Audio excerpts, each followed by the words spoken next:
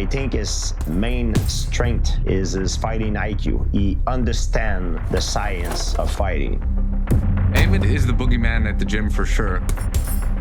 To me, Aiemann is, one of the best. He didn't get to this level for free. He's carrying a torch for Canadian MMA. At UFC 217, I think he got a little bit ahead of himself. My brother Aiemann suffered his first KO loss. Most fighters might retire after that. I don't know why I'm so emotional right now. It's incredible to me to see where he started and where he's gone. But the thing is, sometimes when the chips are stacked against you, it makes you dig deeper. My parents came to Canada as immigrants, and now my brother is going to be fighting on the White House card. I feel like I gotta get one back for Team Canada. I'm UFC fighter Aiemann Zahabi, and I'm headed to the White House. Let me tell you how I got there.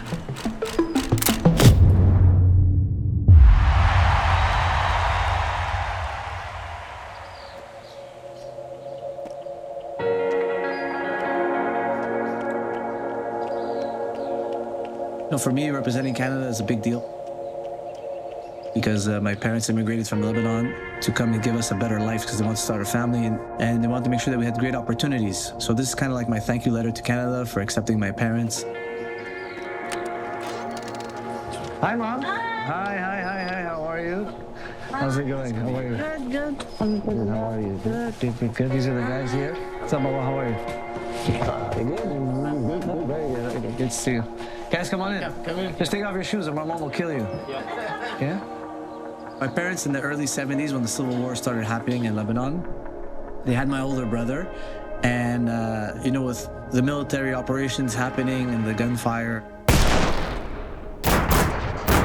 they didn't want to raise the rest of their family there. They didn't want to take that risk. So it became kind of like the Wild West. You didn't know who was really on your side or not. So that's why it was so dangerous. Yeah. I have my Kalashnikov gun. The guy stopped me and said, "Where are you going?" And said to my wife, parents' house. They live just 1 kilometer down here. Yeah. They say, show us a paper. I said, "Man, listen, and we're running away. Don't stop us. You have the gun, I have the gun." So you decide. Yeah. So he said, "Open, let him go." Yeah. That's the only way. Yeah. My dad, he left school, I think in the 4th or 5th grade, and he started driving taxis at 13 years old, obviously without a permit in Lebanon. And when he came here, he had also been working in the garage, like as a mechanic. I worked with this guy 1 week. Second week, my wife, she delivered Tariq. Yeah. So after you got here, you got a place to stay, and then in a month, you got a job and a new baby. Yeah. Yep. The same time. At the same time. Wow, that's crazy. When you came here, were you speaking English too, or no? No, I learned English. So you only spoke Arabic when you Yeah, came? my friend, she teach me. Okay. And after I go learn French in the school at night. Night school, yeah. Yeah. At school, yeah. Yeah. When I was younger, my dad, obviously he worked around the clock. He would work so much, sometimes he would sleep 3 days in the airport, like when he used to work as a cab driver. They saved the little money they could to eventually buy their own gas station in a neighborhood nobody wanted. Hard times make hard men. And, being able to witness that gave me a lot of drive to want to achieve something. He did so much for me to have more than him. Imagine I grow up and I have less than him. Like, how bad would he feel? Like, he sacrificed all this and then I take it for granted? No, I'm going to take what he gave me and I'm going to build more on it. So is it like my older brother, Ahmed? Yeah. Like he won the Niagara World Championship as a black belt. This is my second oldest brother, Tariq, and my sister-in-law, Melissa. And Faraz right next to her when they graduated. So my brother Faraz, he also educated. He got a bachelor's degree in philosophy from Concordia University and also a black belt in jiu-jitsu. Obviously he's a world-renowned coach.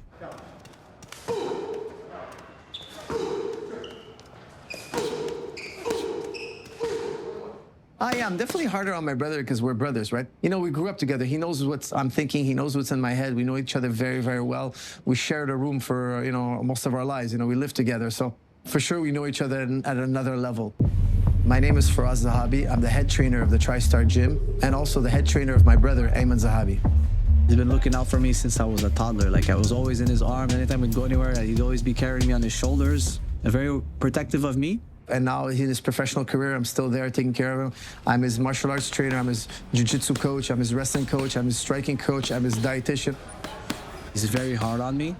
I like to think of it like he's the blacksmith and I'm the steel, you know, and sometimes he has to put me in the fire and he has to hammer me into the sword, you know, so he raised me to be a, you know, strong man. When the first UFCs came out, my brothers couldn't believe how Royce Gracie beat all these giants. Like, Royce Gracie's not a tiny guy in general, but like, was no weight classes at the time. It was open weight. So some guys weighed 300 pounds. Some guys weighed 250 pounds. And Royce Gracie's at 170 pounds. He looks tiny compared to them. Not only did he win, he won in a dominant fashion over and over again. He won 3 fights that night, was crowned champion a second time. I was shocked to my core. I'm like, that little guy beat those guys? It seemed impossible to me. At that point, I was completely hooked on jiu-jitsu. I had to learn what this is. Yeah, put the legs away from the fence. Don't go to your left. Yeah, that's it. Don't let its legs touch the fence. Being bullied is kind of a normal part of growing up, especially if you're a boy. My parents, their solution was to take us to a karate studio and have us learn how to defend ourselves. My name is Aiemann Zahabi. I hold a PhD in molecular biology. I have a BJJ black belt, and I'm Aimann's older brother.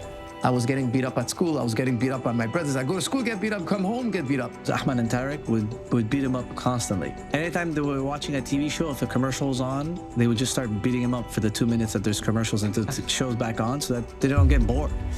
So they started doing karate, and my brothers were doing really well, and they were able to defend themselves, and they became very confident. It was like the solution to all my problems, and I was all in all the time. I was training day and night. I would go home, and I would start drilling on my brothers. Firas is like the general, right? He's the one who introduced us to jiu-jitsu. He's the one who also kept us good at it.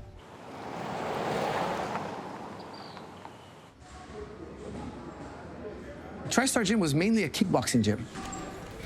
And then as jiu-jitsu was developing, I started teaching people jiu-jitsu. My classes started to get packed, more packed than the kickboxing classes. Actually, jiu-jitsu swept the nation. Everybody wanted to learn jiu-jitsu. So all of a sudden, most members now are signing up to train with me. And then Firas was doing such a good job as a coach, one of his students was like, why don't you buy the gym? I'd saved up money as best I can, but I was still very young. And my father, he knew how hardworking and disciplined I am. He knows I'm in here in this business every day, all day long. So I think for him, he had the confidence to do it. And he mortgaged his house, gave me a loan. Started with a small percentage, and over the years, he bought more and more of the gym until now he's the sole owner. You know, I'm proud of my parents, too, for taking that risk. You know, like, they didn't have many assets. They had, I think, 2 taxis at the time and the house, right? And they put up one third of their assets on the line for their, 20-something-year-old son to take a risk. The guy grabbed onto my leg. I want to bring my feet down to the floor and hips to his hips. Now you cannot pummel. I started training at Tristar when I was like 12, going on 13. You could say forced upon him, but eventually he started to have to learn martial arts as well. Firas was very clever in motivating him to come to the gym. Because he poured so much time into me, I got really good really fast. And by the time I was like 15, 16 years old, I started giving advice to guys fighting in the UFC. And by the time I was 18, I was cornering guys in the UFC.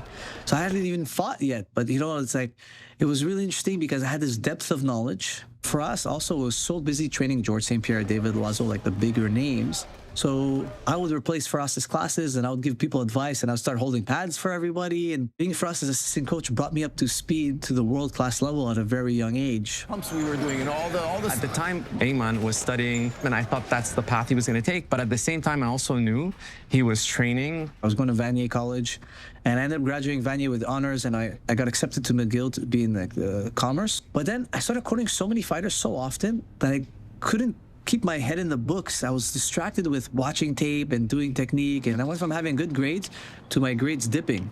I started thinking to myself, like, if I'm cornering all these world-class guys, why don't I take the risk? My opportunity to fight's not always going to be here.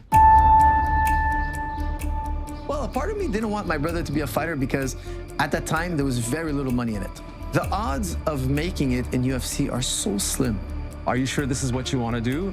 This is a very high-risk endeavor, right? We're talking about fighting in a cage. Tell my parents, well, you're going to waste your time. We came to Canada so you can get an education, so you can become a professional in something and like really lift yourself, not become a fighter. I know my brother always wants the best for me, and I always want the best for him. He had that toughness and that courage that it takes to step in the octagon. We had a show coming up, and I'm like, why not put him in for fun?